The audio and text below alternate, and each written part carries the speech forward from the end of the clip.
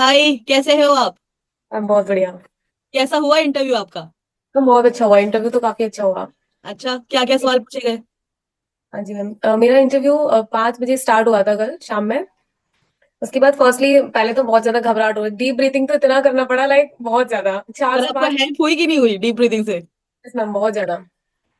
उसके बाद वहां पे पहले से गेट ओपन हो रखा था। हम्म। तो मैंने एंट्री ली, मतलब पूछा मैम से सर, बाकी वहां पे चेयर ना गलत पड़ी हुई थी, लाइक जहाँ बैठ होनी चाहिए थी वहां नहीं थी, बट मैंने चेयर बिल्कुल भी डिस्टर्ब नहीं करी, वहीं जाके बैठ गई। तो वो बड़े नॉर्मली पूछते हैं कि अपने बारे में कुछ बताइए। फिर मैंने अपना पूरा नाम एड्रेस सब कुछ बताया। फिर मैंने जैसे ग्रेजुएशन बताया, 2019 पे मैंने फोकस किया, जिससे कि वो पूछें कि 19 के बाद क्या किया तुमने। Then good. उनका फर्स्ट क्वेश्चन यही था कि 2019 के बाद क्या किया। हम्म। फिर मैंने अपना पूरा एक्सिस बैंक का पूरा बताया कि एज ए रिलेशनशिप मैनेजर रह चुकी हूँ। तो बस वहीं से फिर क्वेश्चन स्टार्ट हो गए कि अच्छा तुमने क्या काम किया था वहां पे। और फिर मैंने उसमें एक क्रॉस सेलिंग वर्ड यूज किया था कि बैंकिंग प्रोडक्ट्स की क्रॉस सेलिंग करते थे। तो बोलते हैं कि अच्छा, इंश्योरेंस कंपनीज तो पहले से ही होती हैं, तो फिर बैंक क्रॉस सेलिंग क्यों करती है। हम्म। हाँ, मैंने बोल दिया कि बैंक को उससे कमीशन मिलता है। तो वहां सब हंसने लगे कि मतलब अच्छा है। बाकी वहां पे सबसे आई कांटेक्ट रखने की कोशिश करी, बट एक वहां पे थे जो कि मतलब देख ही नहीं रहे थे बिल्कुल। लाइक हम्म। हम देख रहे थे उनको, बट वो अपने में बिजी थे। हम्म। बाकी फिर पूछते हैं कि फैमिली बैकग्राउंड बताइए, कौन कौन है आपकी फैमिली में, भाई क्या करता है, शादी कब हुई, मतलब नॉर्मल बेसिक क्वेश्चंस कि हस्बैंड क्या करते हैं। इस तरीके से पूछा। फिर पूछते हैं कि अच्छा, दिल्ली में अभी इलेक्शन हुआ है, तो कौन जीता उसमें, कौन सी हम्म। पार्टी जीती। तो मैंने बोला बीजेपी। फिर पूछते हैं अच्छा, किस चीज के इलेक्शन हुए थे। फिर विधानसभा के इलेक्शन थे, तो वो बता दिया। हम्म। फिर बोलते हैं कि अच्छा, टीवी देखती हो। फिर मैंने कहा सर, टीवी तो नहीं देखते हैं। तो अच्छा बताओ कि मोदी जी अभी कहीं विजिट पे गए थे, तो कहाँ हम्म। पे गए थे। तो वो मुझे नहीं पता था, बट मैंने उनको बोला बड़े ही से कि सर अभी तो नहीं पता है, बट मैं घर जाके इसको एक बार जरूर देखूंगी। ओके। बाकी फिर पीओ के लिए, क्या पीओ के लिए अप्लाई आपने किया है, तो पीओ का क्या काम होता है बैंक में। हम्म। तो वो सारी चीजें बता दी थी। फिर उन्होंने पूछा आरबीआई के फंक्शंस बताइए। तो वो बेसिकली वही मॉनेटरी पॉलिसी वाला सुनना चाह रहे थे उस टाइम पे, तो मैंने फर्स्ट पॉइंट ही वही बताया, तो मेरा उसके बाद वहीं चला गया कि रेपो रेट क्या होती है, अभी कितना है, और इसका क्या इम्पैक्ट पड़ेगा। उसके बाद कोई फंक्शन बता ही नहीं पाए जब तक दूसरा क्वेश्चन सामने से। फिर आ गया। हाँ जी मैम, फिर माइनर अकाउंट का पूछने लगे कि माइनर अकाउंट कितनी एज पे खोलते हैं, कौन हम्म। मिल सकता है, एजुकेशन लोन मिल सकता है कि नहीं मिल सकता है, वो सारी चीजें हैं। उसमें हम्म। क्या क्या लिमिटेशंस रहती हैं उसमें माइनर अकाउंट। फिर लेकिन और क्या क्वेश्चन पूछे गए? ये ऐसे क्वेश्चन ही थे मैम। और इंडिया का जीडीपी पूछा था कि अभी इंडिया का करंट में जीडीपी कितना है। हम्म। बस वही 8-9 मिनट चला था इंटरव्यू। तो आपने मेरे बाकी सारे सेशंस देखे थे ऑनलाइन, जो भी जितने भी मैंने अपलोड किए हैं? 3 मिनट्स तो के जो थे, हाँ। आपने तो आपने देखा होगा कि जीडीपी के क्वेश्चंस भी मैंने पुटअप किए थे, और दूसरी बात जो आपने जो बोला उससे क्रॉस क्वेश्चनिंग होगी, तो आपको सबसे पहले तो बहुत बहुत कंग्रेचुलेशन कि फाइनली आपका पीओ का इंटरव्यू आपके हिसाब से सेटिस्फैक्टरीली गया। और आपने उस पॉइंट को ध्यान रखा कि आपने 2019 पे ज्यादा फोकस किया, ताकि वो अगले खुद ही पूछे कि भाई इतने से इतने टाइम क्या किया, और आप बता पाए कि भाई आप रिलेशनशिप मैनेजर रह के आए हो। और मैंने यस। उसके लिए पहले से ही आपको प्रिपेयर्ड होने बोला था, तो वो चीज तो आपने अपने फेवर पे कर ली। तो क्या होता है ना, शुरू के अगर 2-4 मिनट अच्छे चले जाते हैं, वैसे तो ऐसा कुछ नहीं है कि शुरू के चले गए तो बाकी का खराब हो गया तो फर्क पड़ता है, लेकिन शुरू में अगर अच्छा हो जाए तो हमको एक एज मिल जाता है ना, और एक कॉन्फिडेंस बढ़ता है कि शुरू से हमने बहुत अच्छा किया। तो यस ये मैम। चीज आपके फेवर में चली गई और बहुत अच्छा हुआ। तो हमने जीडीपी की भी बात की थी, सपोज जैसे एक क्वेश्चन ये भी हो सकता था कि महाकुंभ अगर हो रहा है तो जीडीपी पे इसका क्या इम्पैक्ट पड़ा है। हाँ। ये मैंने आपसे नहीं पूछा था, लेकिन मैंने दूसरे स्टूडेंट से पूछा था। तो अगर आपने बाकी सेशंस फॉलो किए होंगे तो आपको फायदा हुआ होगा।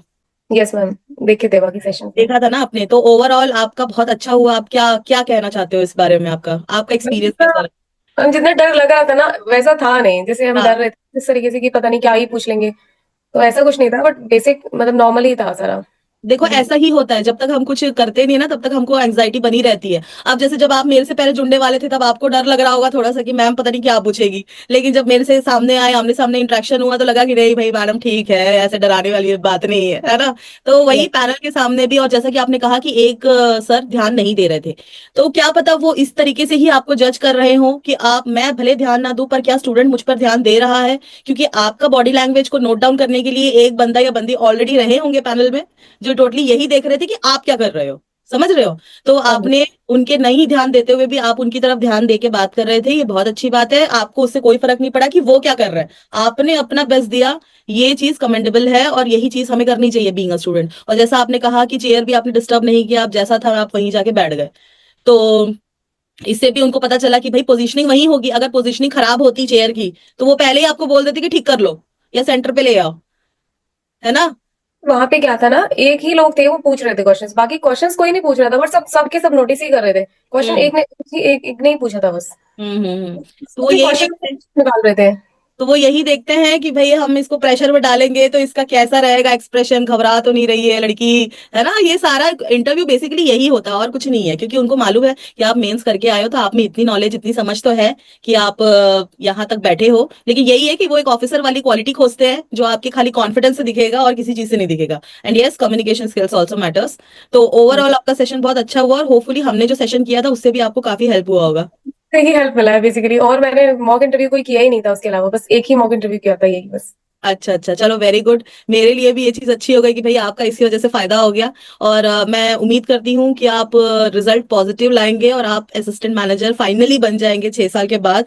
और मुझे बहुत खुशी होगी अगर आप बन जाते हो तो लेकिन रिजल्ट कुछ भी हो, हमको घबराना नहीं है, आगे और मेहनत करनी है। अभी क्या एज है आपकी? मैम अभी तो मेरा 25th है उसके अकॉर्डिंग। 25th है।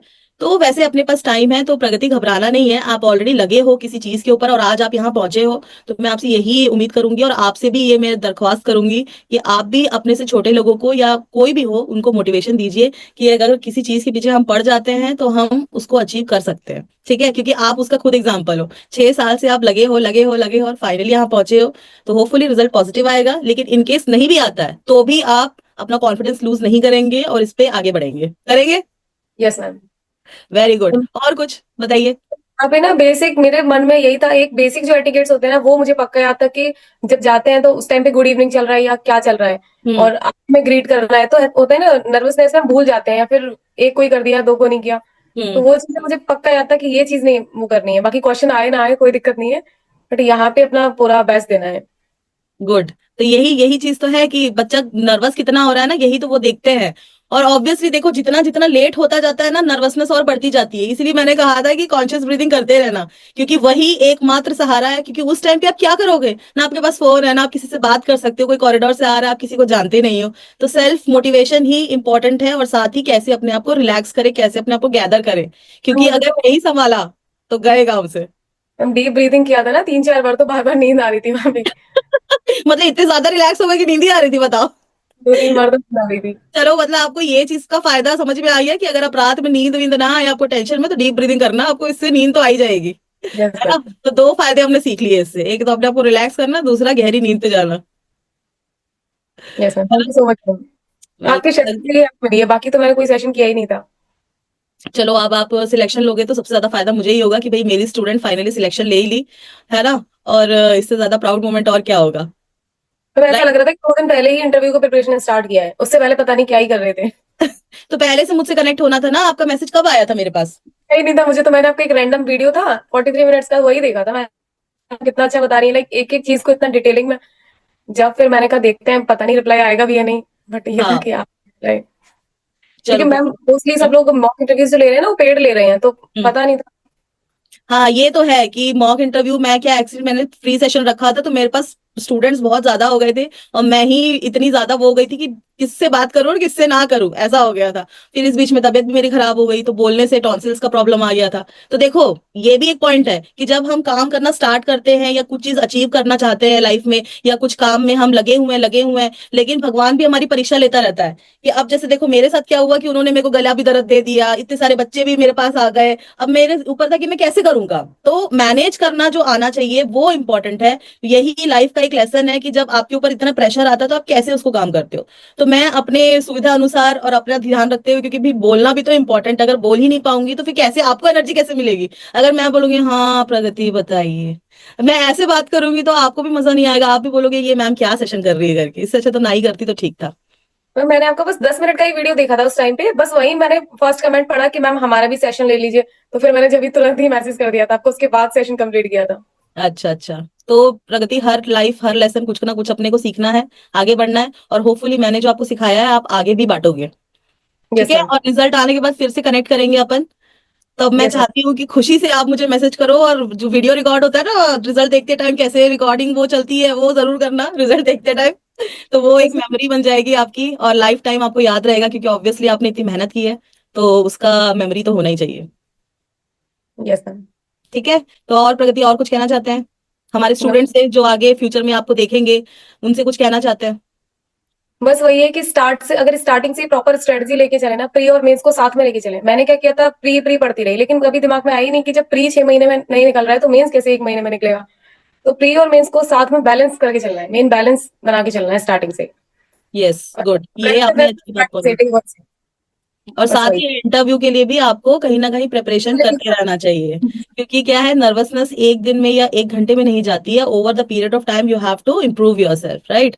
तो प्री मेंस इंटरव्यू तीनों साथ साथ लेके चले। ठीक है।